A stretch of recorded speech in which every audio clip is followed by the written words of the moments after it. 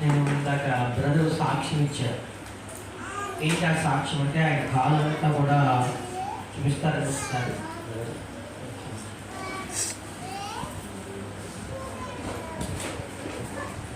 కాళ్ళు చూడరా సకానికి పైగా మరి తినేసి ఉంటుంది. అక్కడ తినేటట్టులారా ఇదంతా మీరు చూపించడానికి బాగుంది కదా. ఆయన దేవుడి గురించి ఎవరో చెప్పలేదు, కానీ 2 నెలలు 3 నెలలు గవర్నమెంట్ హాస్పిటల్లో ఉంటే బ్రతకడని చెప్పారు. బ్రతకడని చెప్తే అయితే వచ్చే పాస్టర్ గారు వాళ్ళతో ప్రార్థన చేయించుకుంటున్నారు, వారికి 100-200 పాటిస్తున్నారు, కానీ దేవుడు విశ్వసించలేదు. మొత్తానికి దేవుడు శ్రీమంజంలాగా ప్రార్థన చేస్తే ఆయన ఇంటికి వచ్చారు. ఏ పని లేదు, చాలా ఇబ్బంది పడుతుంటే ఆ దినాల్లో ఎలా బ్రతకాలని తెలియక ఎవరి దగ్గర నుంచో పక్కూరు వెళ్ళి 30 ఏళ్ళు సారథించి అది అమ్ముతూ ఆయన తాగుతూ ఉన్నారు. అమ్ముతూ తాగుతూ ఉంటే రోజు వాళ్ళ అత్తయ్య గారు వచ్చి మొత్తం అక్కడ తీసుకోవాలనుకుంటే వాళ్ళ అత్తయ్య గారు ఆ రాత్రి కొట్టారు, పంపించేశారు. అయితే నా బతుకేంటి ఏడుస్తూ దుఃఖపడుతూ ఉన్నప్పుడు దేవుడు అతన్ని బాగుంది 2 సార్లు ఏం చేశాడట, తల దువ్వాడు. ఏంటి దువ్వితే మా అమ్మ మా ఆవిడ అని అతను స్టాండ్తో వెళ్ళి చూస్తే వాళ్ళ అమ్మ పడుతున్నారు, వాళ్ళ నాన్న పడుకుని ఉన్నారు, వాళ్ళ ఆవిడ గారు కూడా భార్య కూడా పడుకుని ఉన్నారు. అయితే దేవుడు కృప నిజంగా దేవుడు అతను స్వస్థపరిచాడు. మళ్ళీ ఆ షాపుడి జోలికి వెళ్ళలేదు. ఉదయం సారా ఉన్న దేవుడు అప్పటికి మళ్ళీ దీవించాడు. తన పిల్లలు సమయానికి వయసుకు వచ్చారు. మంచి కుటుంబం చూడడానికి దేవుడు సహాయం చేశాడు. అందరూ మొదటిదాకా ఇతను బాధపడ్డాడు కదా, ఎలా ఇల్లు కట్టాడు, ఎక్కడి నుంచి వచ్చాడంటే నేను బ్యాంక్ కూడా వేసాను, మీరు కూడా కొట్టండి బ్యాంక్ అని దేవుడికి నమ్ముతాడు. కొంతమందికి ఆశ్చర్యం జీవించబడ్డారా, కానీ దేవుడు చేస్తే ఏ కార్యమైనా జరుగుతుంది. దేవుడికి నమ్ముతాడు కాక. హల్లెలూయా. ఆశ్చర్యపోయే దేవుడు ఆశ్చర్యకరమైన కార్యాలు చేస్తే దేవుడు ఆయన దేవుడికి నమ్ముతాడు కాక. ఆ బిడ్డ జీవితంలో అలాంటి కార్యాలు జరిగించారు. దేవుడికి నమ్ముతాడు కాక. ఆ కార్యం జరిగించిన దేవాది దేవుడికి చేతులెత్తి స్తోత్రాలు జరిగించారు. హల్లెలూయా, హల్లెలూయా. చిన్న వాక్యాన్ని చదువుకుందాం. చాలా క్లుప్తమైన సందేశాన్ని మీకు ఇచ్చి త్వరగానే వాక్యాన్ని ముగిస్తాను. పరిశుద్ధ గ్రంథాన్ని తెలిసి ఇంకెవరు వద్దు, ఒక 2 గంటలు అయిపోతుంది ఖాళీ. పేతురు రాసిన 2వ పత్రిక 2వ అధ్యాయం 6వ నుంచి 8వ వాక్య భాగం వరకు చదువుతారు. మరియు ఆయన సొదొమ గొమొర్రాలను భస్మము చేసి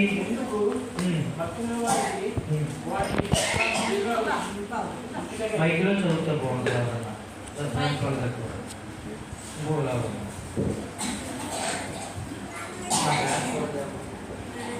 మరియు ఆయన సొదొమ గొమొర్రా పట్టణములను భస్మము చేసి ముందుకు పరిశీలన వారికి వాటిని దృష్టాంతంగా ఉంచుటకై వాటిని నాశనం విధించి దుర్మార్గుల కామ విషాదకరమైన నడవడిక చేత బహు బాధపడిన నీతిమంతులకు రోజును తప్పించను.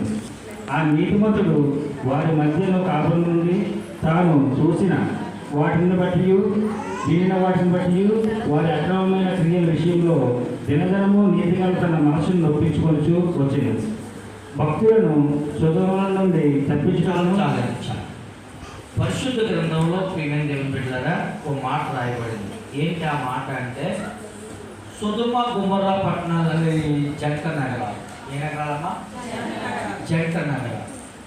ఈ జంట నగరాలనే దేవుడు దేనితో కాల్చాడు? అగ్ని గంధకాలతో కాల్చాడు. దేనితో కాల్చాడమ్మా? అగ్ని గంధకాలు. చూడండి, మన హైదరాబాదు సికింద్రాబాద్ ఎలా అయితే జంట నగరాల్లో ఎంత డెవలప్ కలిగిన ప్రాంతాల్లో ఈ సొదొమ గొమొర్రా పట్టణాలు అంత డెవలప్డ్ ప్రాంతాలు, అంత మంచి పట్టణాలు. ఈ సొదొమ గొమొర్రా పట్టణాలనే దేవుడు దేనితో కాల్చాడట? అగ్నితో కాల్చాడు. ఎందుకు కాల్చాడు? అవి చెడిపోయిన పట్టణాలు. ఆ పట్టణాలు ఏంటమ్మా? చెడిపోయిన పట్టణాలు. ఏ పట్టణాలండి? చెడిపోయిన పట్టణాలు. చెడిపోయి ఏ విధంగా చెడిపోయి అంటే అక్రమము, కామ వికార శాస్త్రం. ఏం చేస్తున్నామా?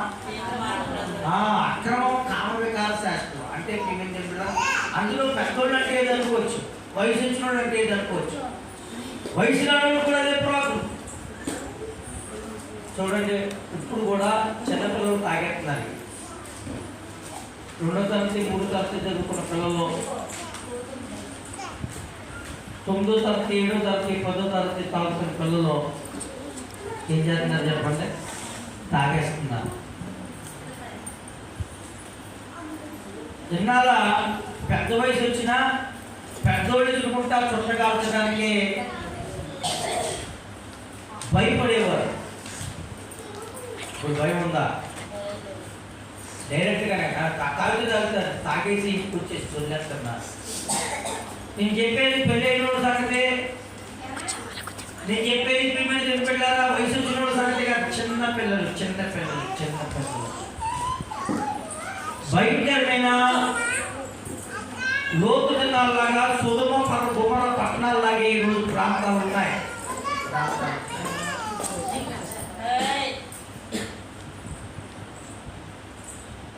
దేవుడు ఆ దినంలో అక్రమంగా నడిచి ఆ పట్టణాల మీదకి దేవుడు ఏం పంపించాడు? అగ్ని గంధకాలు పంపించాడు. వాళ్ళందరూ కూడా భక్తి లేకుండా జీవిస్తున్నారు. ఏమి లేకుండా? భక్తి లేకుండా, భయం లేకుండా జీవిస్తున్నారు.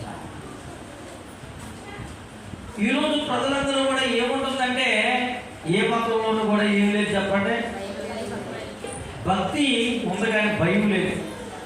నేను మీకు ముందే చెప్పాను. ఊరేగింపులో ఇప్పుడు కొద్దిగా మార్చేది కానీ మాట్లాడటం చెప్పడం వల్ల ముందుగా ఏం వెళ్తుంది? మీకు ఎప్పుడూ చెప్పాను, ముందుగా బాధ్యాలు వెళ్తాయి. ఏమెళ్తాయంటే భజన చేసే వాళ్ళు వెళ్తారు. వెనకాల ఏమొస్తుంది? పొగ వస్తుంది. తర్వాత ఏమో ప్రాబ్లం చూశానంటే పగటేసకాలం డాక్టర్ మీద ఉండడం చూశాను. తర్వాత ఏమొస్తుందంటే సౌండ్ సిస్టమ్ వ్యాన్ వస్తుంది. తర్వాత ఏమవుతుందంటే కుర్చీ వ్యాన్ వస్తుంది. ఏమవుతుందమ్మా? జనం ఎక్కడ ఉంటున్నారు?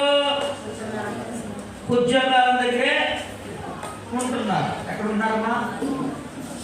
వీళ్ళకి ఏమి లేదు,